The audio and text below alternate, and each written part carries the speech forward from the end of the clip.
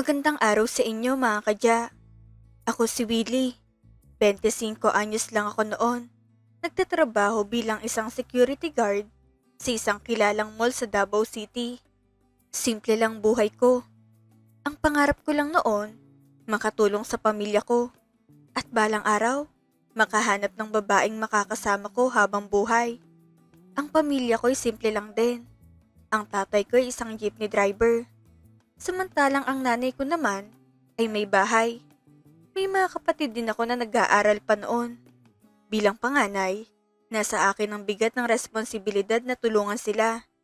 Madalas, sa gabi, pagkatapos ng trabaho, pag-uwi ko sa bahay, makikita ko ang nanay ko na abala sa pagluluto o nagbabantay sa mga kapatid ko habang nag-aaral sila.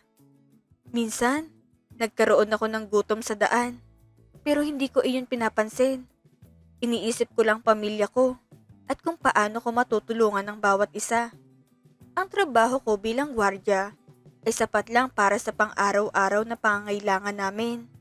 Hindi man malaki ang kinikita, pero ramdam ko na may saysay ang bawat pawis at bawat oras na ginugugol ko sa pag-aalaga ng kaligtasan ng mall. Pero alam nyo, sa likod ng pagiging seryoso ko sa trabaho, may isang bagay na nagpapasaya sa akin araw-araw. Si Maya. Halos araw-araw kong nakikita si Maya. Isa siyang guro sa isang elementary school malapit sa mall. Doon siya dumadaan pa uwi mula sa trabaho niya. Unang kita ko pa lang sa kanya, naramdaman ko nang may kakaiba sa kanya. Hindi lang siya maganda. May isang klaseng aura siya na parang napaka-inosente at napakabait. Ang bawat hakbang niya, bawat pagngiti, ay para bang may sinasabi sa akin na may liwanag sa mundo na hindi ko pa nararanasan sa karaniwang araw. Minsan, nakikita ko siyang kausap ang mga bata sa labas ng school. Pinapasaya sila, pinapakitang malasakit sa kanila. At kahit sa simpleng mga bagay, tulad ng pagtulong sa isang nahulog na notebook o pagturo sa bata kung paano sumulat ng maayos, kitang-kitang kabutihang ipinapamalas niya. Sa tuwing dadaan siya sa entrance ng mall, palagi ko siyang binabati ng may ngiti. Good morning po ma'am.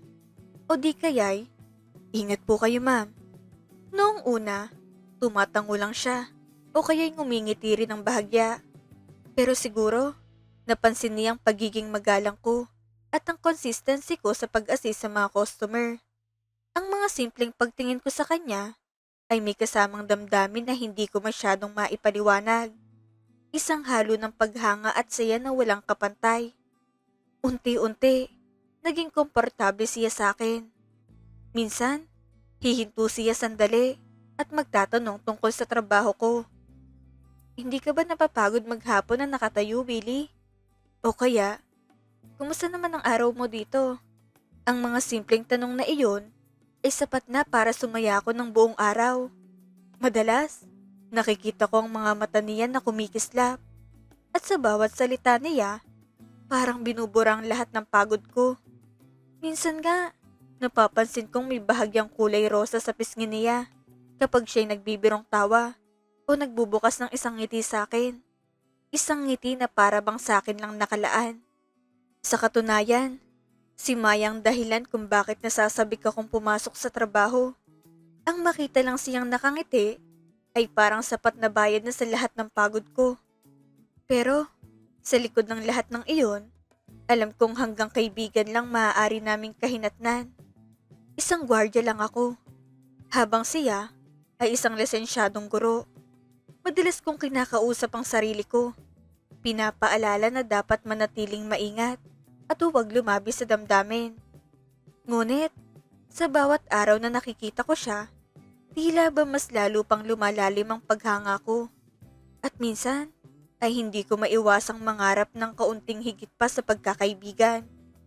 Hanggang sa isang araw, hindi ko na siya nakita. Una, 2 araw na hindi ko siya nakita. Sabi ko sa sarili ko, baka nagkasakit lang o kaya naman ay may seminar. Pero lumipas ang 1 linggo, 2 linggo, hindi pa rin siya nagpapakita. Ang mga araw na dati ay puno ng liwanag at saya sa simpleng pagkita ko sa kanya, ngayon, naging malamig at tahimik na. Ang mga pasilyo ng mall na dati ay abala sa mga ngiti at simpleng bati, ngayon tila walang kulay na. Nagsimula na akong magalala ng husto. Ang dating sigla ko sa trabaho ay napalitan ng kaba at pag-aalala. Naisip ko, ano na kayang mangyari sa kanya? May sakit ba siya? May problema?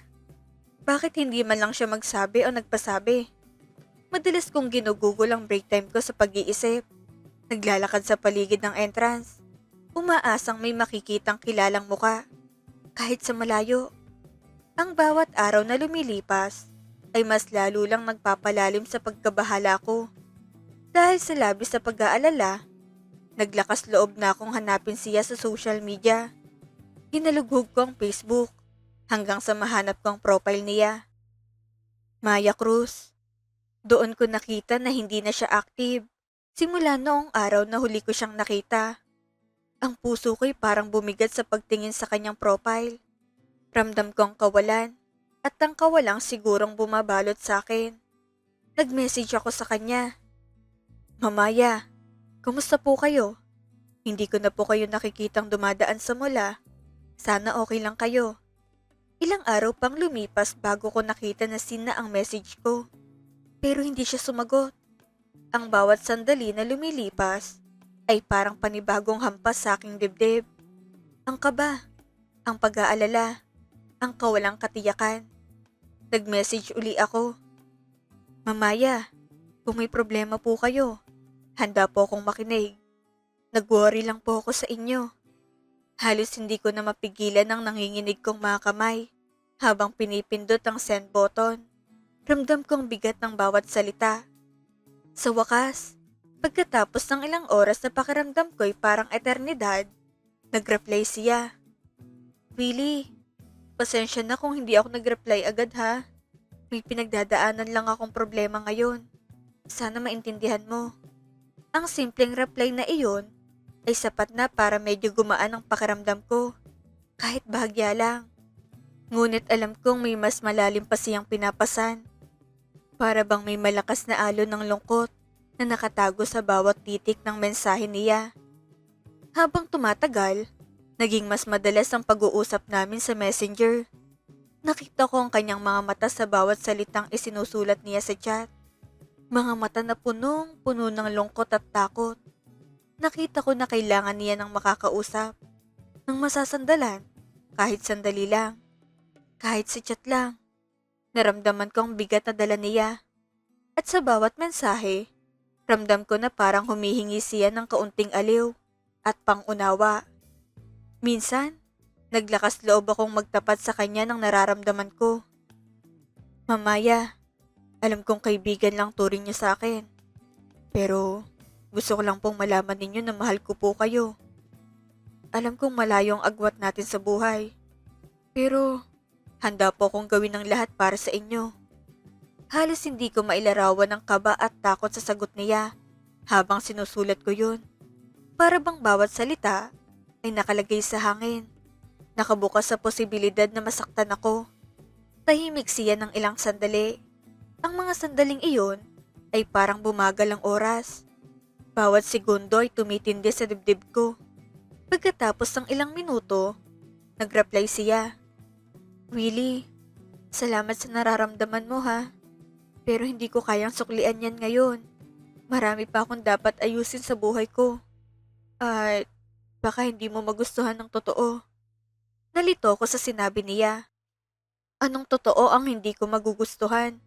Ang aking utak ay nag-ikot sa tanong. Bumuo ng daan-daang posibilidad. Isang gabi, habang nag-uusap kami sa chat, tuluyan ng gumuho ang mundo ko. Willie, panimula niya. Kailangan kong sabihin to sa'yo dahil ayaw kong magsinungaling. Hindi ako makapasok dahil buntis ako. Napatigil ako sa pagbasa. Buntis siya? Paano? Kailan? Sinong ama? Napakaraming tanong ang biglang pumasok sa isip ko. Parang bawat isa ay sumasalpok sa isa't isa. Ang mundo ko'y napuno ng tanong at pagkabigla at hindi ko maiwasang maramdaman ang pait at pangungulila sa bawat sagot na hindi ko alam. Ang sumunod niyang mensahe ang nagwasak sa puso ko. Willie, hindi ko to ginusto. Isang gabi na akong nakauwi mula sa trabaho dahil may tinapos akong mga paperworks. Dahil wala nang masakyan na jeep na diretsong pauwi, napilitan akong sumakay sa isang jeep na ibang ruta. Nagbabaka sakali lang na makakauwi ako malapit sa bahay namin. Nanginginig ang mga kamay ko habang binabasa ko ang kanyang kwento. Para bang bawat salita ay tumutusok sa dibdib ko. Bawat linya ay puno ng kirot at galit na hindi ko mailarawan. Ang driver ng jeep na yun, nung nakita niya ako na ako lang naiiwan na pasahero, bigla siyang lumiko sa isang madilim na eskinita. Doon niya ako sinalbahe. Nung una, nanlaban ako, pero mas malakas siya sa akin. Wala akong nagawa kundi umiyak at magmakaawa. Napahagulgol ako sa tindi ng sakit at galit na nararamdaman ko. Ang inosenteng si Maya, ang babaeng minamahal ko, ay dumanas ng ganoong klaseng karahasan. Bakit? Bakit siya pa? Bakit ang kabutihan at inosente ng isang tao ay sinasapawan ng kasamaan ng ibang tao? Inilarawan pa niya sa akin ang mga detalye ng gabing iyon. Ang takot, ang hiya, ang pakiramdam na parang nanakawan siya ng dignidad at pagkatao. Ang kanyang mga salita ay parang mga sugat sa hangin ng puso ko. At kahit gaano ko gustong gawin, wala akong magawa kundi maramdaman ang bawat sakit at pighati ng kanyang naramdaman. Ikinuwento rin niya kung paano siya nagtatago sa bahay nila. Takot na makita ang mga tao ang kanyang kalagayan. Takot na husgahan. Takot na malaman ng ibang nangyari sa kanya. Ramdam ko ang bawat pahayag niya at bawat titik ng mensahe niya ay parang pumapasok sa puso ko. Nagpaparamdam ng kirot, galit, at pangungulila. Willie, sabi pa niya, nag-aalala ako sa magiging kinabukasan ng anak ko. Hindi ko alam kung kaya ko siyang palakihin ng mag-isa. At ang masakit, ang ama niya ay isang walang pusong hayop na sumira sa buhay ko. Doon ko napagtanto na hindi ko na pwedeng hayaan na mag-isa lang si Maya sa kanyang laban. Ang pagmamahal ko sa kanya ay mas matimbang pa sa anumang sakit na nararamdaman ko. Ramdam ko sa bawat salita ko sa kanya ang determinasyon at tapang na kahit anong mangyari, hindi ko siya iiwan. Nag-reply ako sa kanya ng may buong katapangan at determinasyon. Mamaya, hinding-hindi ko po kayo iiwan. Mahal ko po kayo at mahal ko rin ang batang dinadala nyo. Handa po kong tanggapin ang bata bilang sarili kong anak. Magkasama nating palalakihin ang bata at gagawin ko ang lahat para maging masaya kayo. Hindi makapaniwala si Maya sa sinabi ko. Umiyak siya ng husto. Tawa at hikbi na magkahalo. Nagpapasalamat sa pagmamahal at pagtanggap na ibinigay ko sa kanya. Ramdam ko sa bawat mensahe ang bigat na unti-unting bumababa sa kanyang puso. At doon, sa gitna ng kadiliman ng nakaraan, nagsimulang sumibol ang bagong pag-asa para sa amin. Napagpasyahan namin na lumipat sa bahay ng pamilya ko sa isang liblib na barangay sa Davao City. Doon, alam kong mas safe si Maya mula sa mapanghusgang mata ng lipunan. Ang bawat plano, bawat hakbang, ay puno ng kabat pananabik. Baka ba tanggapin siya ng pamilya ko? Baka ba tanggapin ng bata? Ngunit ramdam ko rin ang determinasyon na hinding-hindi niya kailangan pang mag-isa. Bago kami umalis, nagpaalam ako sa manager ko sa mall. Naiintindihan niya ang sitwasyon ko at binigyan ako ng clearance para makaalis. Ang bawat minuto ng paghihintay ko bago kami lumipat ay parang eternidad. Bawat segundo ay puno ng pag-aalala at pananabik. Noong araw na nagpunta kami sa bahay ng pamilya ko, kinakabahan ako. Paano kaya nila tatanggapin si Maya? Paano nila tatanggapin ang batang dinadala niya? Ang puso ko'y kumakabas sa bawat hakbang namin papasok sa bahay. Sinalubong kami ng nanay ko ng may maluwag na ngiti. Agad niyang niyakap si Maya at pinaramdam ang init ng pagtanggap. Willie, welcome home. At sino tong kasama mo? Tanong niya. Ang boses niya ay puno ng kuryosidad, ngunit may halong kalinga.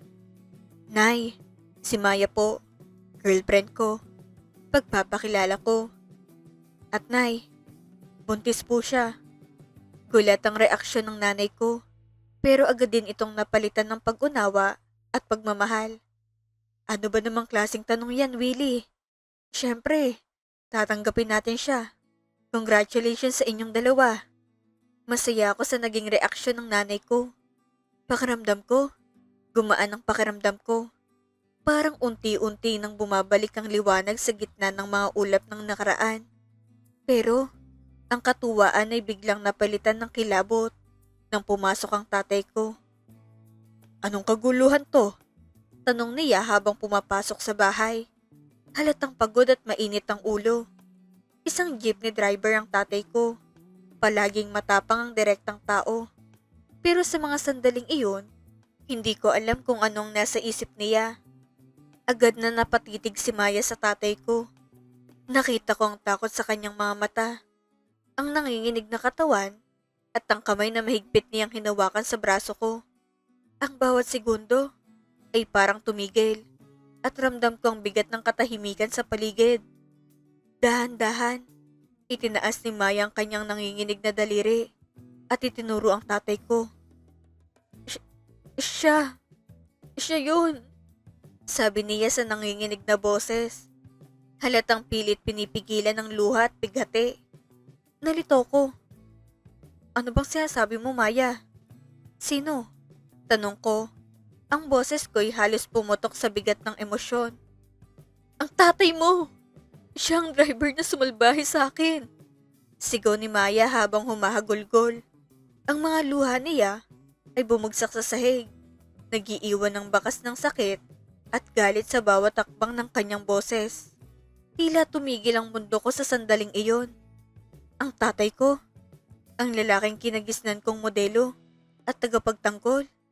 Siyang walang pusong hayop na sumira sa buhay ng babaeng minamahal ko. Parang huminto ang lahat ng tunog sa paligid. Ang sigawan, ang iyak, ang mga hakbang sa sahig. Lahat ay napalitan ng tindi ng pagkabigla at pangungulila sa puso ko. Hindi ako makapaniwala. Tay, sabihin mo, hindi totoo yon. Sigaw ko habang nakatingin sa tatay ko. Ang boses ko'y nanginginig, punong-puno ng galit at pagdududa. Nakita ko ang gulat at takot sa mukha ng tatay ko.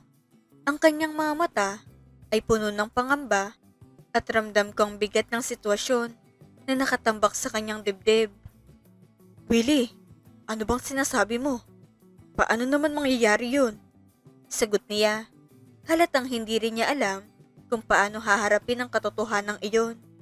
Pero, tinignan ko ang tatay ko. Nakayuko siya. Hindi makatingin sa akin ng diretsuhan. Tila ba pinipilit niyang takasan ng bigat ng kanyang kasalanan. Ang katahimikan sa pagitan namin ay mas mabigat kaysa sa anumang sigawan. Sa gitna ng sigawan at iyak, umamin ang tatay ko. Willie, pasensya na. Hindi ko sinasadya. Sabi niya sa mahinang boses, habang nakayuko pa rin. Lulong ako sa bisyo noon at hindi ko alam ang ginagawa ko. Ang paliwanag niya ay hindi sapat para ibalik ang nasira niyang puri at ang nawalang dignidad ni Maya. Ang katotohanan ay tila isang malaking pader na humarang sa pagitan naming dalawa. Ang tatay ko, ang lalaking naging inspirasyon ko, ay isa palang halimaw. At ang bata sa sinapupunan ni Maya ay anak ng sarili kong ama. Ang mundo ko'y parang gumuho sa bigat ng katotohanang iyon. Ang tindi ng galit at sakit na nararamdaman ko ay hindi maipaliwanag. Gusto kong saktan ng tatay ko. Gusto kong parusahan siya sa lahat ng kasalanang ginawa niya. Ang bawat hibla ng aking damdamin ay puno ng puot at paninindigan para sa hustisya. Gusto ko sana siyang ipademanda sa batas. Ngunit nakiusap ang nanay ko at mga kapatid. Willie, huwag mo nang ituloy yan. Maawa ka sa pamilya natin. Mawawalan kami ng haligi ng tahanan. Ramdam kong hatak sa pagitan ng aking damdamin para sa hustisya at ang pagmamahal ko sa pamilya. Nahati ang puso ko sa dalawang direksyon. Ang isa ay para kay Maya at ang isa ay para sa pamilya na nagpalaki sa akin. Dahil sa laki ng pagmamahal ni Maya sa akin at awa sa pamilya ko, pinili niyang huwag nang magsampa ng kaso sa kondisyong hinding-hindi na nila muling makikita ang tatay ko. Naintindihan ko ang desisyon ni Maya. Alam kong napakahirap para sa kanya na patawarin ang tatay ko. Ngunit ginawa niya iyon para sa akin at para sa magiging anak namin. Ramdam kong kabayanihan ng puso niya. Ang tapang at malasakit na higit pa sa anumang galit o puot na pwede kong maramdaman. Iniwan ko ang aking trabaho at pamilya sa Davao upang samahan si Maya na lumipat sa Cebu at doon magsimula muli. Alam naming mahirap ang panibagong simula, pero handa kaming harapin ang lahat ng pagsubok na darating sa amin. Ang bawat hakbang patungo sa bagong buhay ay puno ng kaba, pag-asa at determinasyon. Nakahanap ako ng trabaho bilang isang cook sa isang simpleng restaurant sa Cebu. Ang bawat hakbang sa kusina ay punong-puno ng bagong simula. Ang bawat amoy na nilulutong pagkain ay paalala ng bagong buhay na binubuo namin. Si Maya naman ay patuloy sa pagtuturo sa isang public elementary school. Naglilingkod sa mga bata na puno rin ng pangarap at pag-asa. At ramdam kong inspirasyon sa kanya sa bawat kwento niya sa akin. Makalipas ang 7 taon, maayos ang buhay namin sa Cebu kasama ang aming 2 anak. Bagamat alam ko na ang panganay ko ay anak ng sarili kong ama, binuhos ko rito ang lahat ng pagmamahal at kailanman ay hindi ako nagtanim ng galit sa bata. Siya ay inosente at hindi niya kasalanan ng nagawa ng kanyang ama. Ang bawat yakap, bawat tawa, bawat luha na pinagsaluhan namin bilang pamilya ay naging pundasyon ng pagmamahalan at pagtanggap. Pinili naming manatili sa Cebu at putulin ang ugnayan sa nakaraan upang masiguro ang katahimikan ng aming bagong pamilya. Alam naming hindi namin mabuburang nakaraan, pero handa kaming gumawa ng bagong kwento. Isang kwento ng puno ng pag-ibig, patawad, at pag-asa para sa aming sarili at sa aming mga anak. Mga kadya, ang kwento ko ay isang kwento ng wagas na pag-ibig na kayang humilom ng pinakamalalim na sugat. Ito ay isang kwento ng kapatawaran na hindi lang nagpapalaya sa nakasakit, kundi lalo na sa nasaktan. Alam kong hindi madali ang magpatawad, pero ito ay isang desisyon na nagbibigay sa atin ng kalayaan at kapayapaan ng isip. Ang pagmamahal naman ay isang kapangyarihan na kayang baguhin ang ating buhay at bigyan tayo ng pag-asa sa gitna ng kadiliman. Aking lesson na gustong ibahagi sa inyo. Una, ang wagas na pag-ibig ay hindi lang nararamdaman, kundi pinatutunayan sa gawa. Kahit gaano kabigat ang nakaraan, ang tunay na pagmamahal ay handang tanggapin at yakapin ang lahat ng bahagi ng taong mahal mo. Pangalawa, ang kapatawaran ay isang desisyon na nagpapalaya sa nasaktan, hindi lang sa nakasakit. Sa pamamagitan ng patawad, maaari nating iwan ang bigat ng nakaraan at magkaroon ng panibagong simula. At pangatlo, ang pag-asa'y laging nariyan. Kahit sa gitna ng pinakamadilim na panahon, sa tulong ng pag-ibig, patawad, at pananampalataya, maaari nating lagpasan ang anumang pagsubok at makamit ang isang masaya at makabuluhang buhay. Kayo mga kadya, anong aral ang inyong nakuha sa kwento ko? I-comment ang inyong saloobin sa ibaba. Hanggang sa susunod, Ja Confessions.